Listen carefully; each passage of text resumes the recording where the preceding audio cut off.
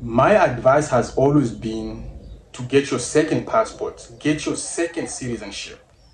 If you are able to do so and if you can afford it. I mean, think about it. This is not just for you, this is for your children and the future of your kids. However, there are countries that you should definitely avoid. Stay away from getting a second citizenship or passport. You have to think about it. And in this video, we are going basically to discuss, and I'm going to give you those countries and red flags that you really have to avoid. So you can't just get a second passport just because you have to get it, but there have to be a reason, meaning a country has to offer you something that you really need. That's something that the other country does not offer you. Yes, in this video, I'll give you the red flags of countries you should definitely avoid. Hi, for those who don't know me, my name is Luke. I'm an immigration attorney and a human rights lawyer. I'm going to give you an example of a country called Zimbabwe. Zimbabwe, for those who don't know, is basically a country in the Southern Africa. It's not too far from South Africa. Yes, it's a huge country, a really beautiful country. But unfortunately, Zimbabwe was plagued by sanctions, and those sanctions destroyed so much in the country. The farmers suffered, businesses collapsed, and local people suffered under those sanctions. And the sanctions basically were aimed at destroying Robert Mugabe's regime. For those who don't know, Robert Mugabe was basically a leader of Zimbabwe, was a politician in Zimbabwe, and he was a president of Zimbabwe since I was born. And unfortunately, he was deposed in a coup d'etat, and the current president, Emmerson Mnangagwa, took power. And what actually happened is that I remember at the time, just because of sanction, they had no bread. They have literally had no bread in the stores. And if you wanted to buy a bread, you have to go with $1 billion Zimbabwean money to buy a bread. It was just crazy. Billion. So if you were looking for a second passport, and then this wasn't a really good country for you to get a second passport. Now, of course, for my people from Zimbabwe, don't think I'm saying really something bad about you, but this is the truth I'm talking about.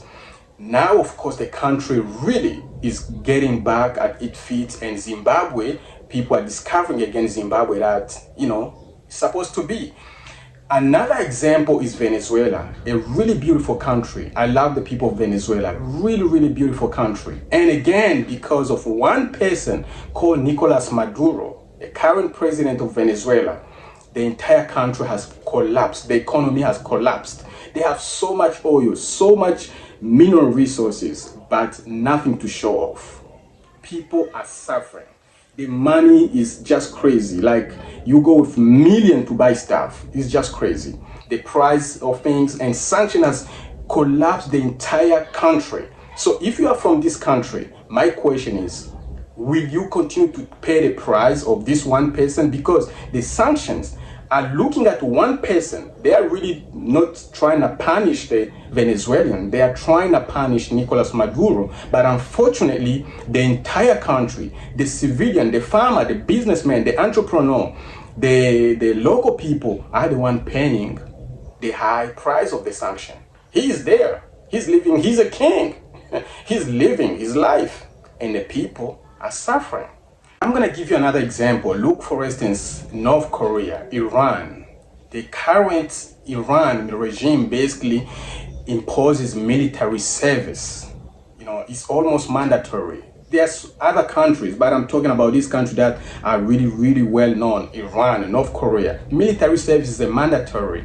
And on top of that, they have sanctions, meaning if you have a passport from North Korea, Iran, you'll have a really hard time to travel.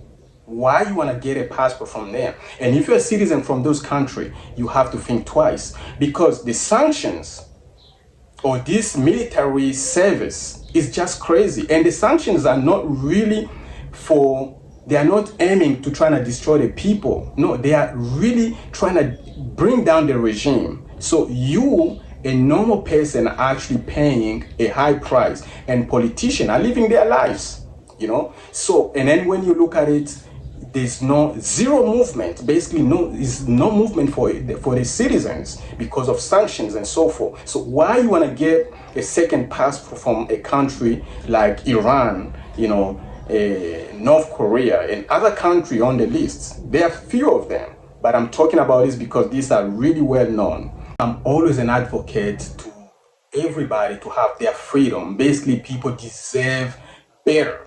If your country, the country you were born in, maybe it's the wrong country, I can say, you were born in a wrong country and you deserve better. You are not a slave to your country.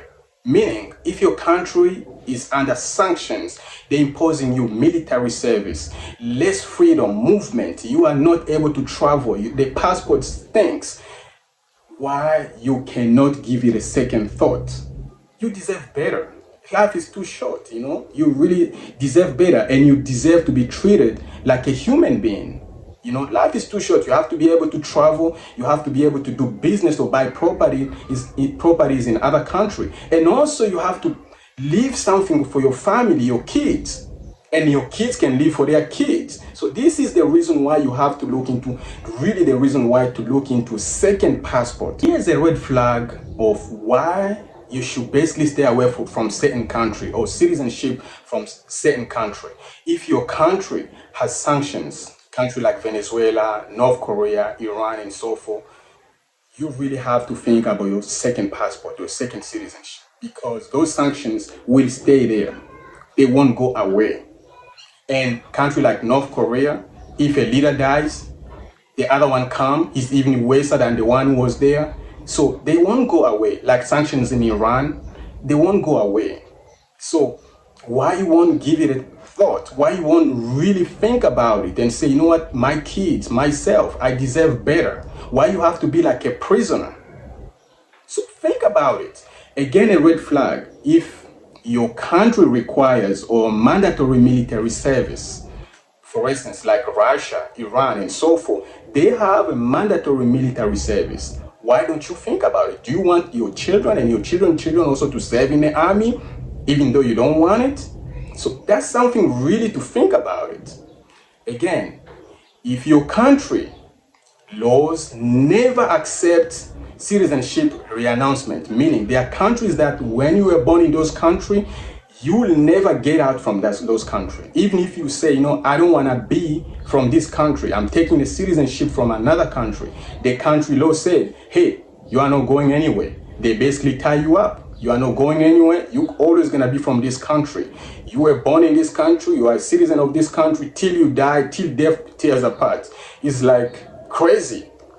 Those are red flags. And currently, like Argentina, you can never re-announce your citizenship. Even if you get a citizen, you become an American. You always going to be an Argentinian to death. Like Haiti, you always going to be a Haitian to death. So why a country that just blacks you? And I think as a human rights lawyer, there should be a human rights law. It should be really a law and legal for people to re-announce citizenship from certain countries if they don't want to be. Because some country you are like a slave and the image of the country is just so bad. And if you feel like you don't want to be part of it, you should get a second citizenship. And just for business, for your freedom, for the future of your kids. Why don't you think of a second citizenship? You don't just have to say, no, I need to immigrate to America. You can get a passport from Grenada. You can get a passport from Malta. There's so many different countries that give you option of second citizenship by investment. Imagine nowadays, there are countries that basically do not allow their citizens to have access to the internet. If I'm talking to you, I'm giving you this type of advice and you guys are discovering me, it's because of the internet. The advice I'm giving you, I usually give it for $150 for 30 minutes at my office. I give immigration advice, anyone who's trying to get a second passport or they're looking into an option of second passport, I give for $150 for 30 minutes. This is what I give. But here, you are able basically to get this advice for free because of the internet. And we also want people to know us and they want to discover what we do. So we have to come online and people discover what we do. And also people get educated online. Imagine now, you are one or a citizen of a country that does not allow even a freedom. You are basically have no freedom. Internet, the basic thing like internet, in our days, you have no internet. And We're talking about Iran. We're talking about North Korea. We're talking about Cuba. These countries, there's several other countries that basically block internet with citizens. So why you want to get a passport from those countries? Look here, guys. There's so much I wanted to talk to you, but if you have any immigration problems, U.S. immigration problem, Canadian immigration issues, you are looking into migrating or moving to U.S. legally, the best way, contact me. If you have a case currently pending and you basically have no idea what to do, contact me. If you have a case already approved and you have a petition that you filed for a family or for company filed for you, or a petition for a family is already approved and you need a sponsor, contact me. I'll be more than happy to help you. Again, I'm Luke.